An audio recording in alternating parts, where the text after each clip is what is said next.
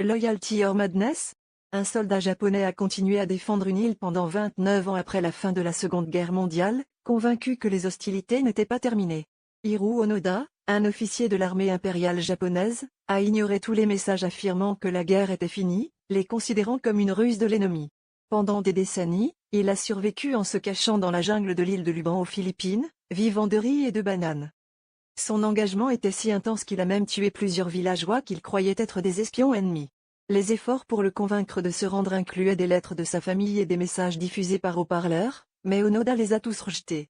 Pour lui, la notion que l'Empire japonais avait capitulé était impensable, et il restait loyal à ses ordres initiaux de continuer le combat. Ce n'est qu'en 1974 qu'un étudiant aventurier, Norio Suzuki, a réussi à le localiser. Suzuki a expliqué à Onoda que la guerre était terminée depuis longtemps, mais ce dernier refusait de déposer les armes sans un ordre formel de ses supérieurs. Le gouvernement japonais a dû retrouver son ancien commandant pour lui donner cet ordre ultime. Onoda est finalement revenu au Japon comme un héros, bien que ses actions post-guerre aient suscité la controverse. Son histoire soulève des questions sur la loyauté, l'obéissance aveugle et la perception de la réalité en temps de guerre. Dans une époque où les nouvelles circulent instantanément, Onoda représente un vestige d'une ère de déconnexion et de détermination sans faille.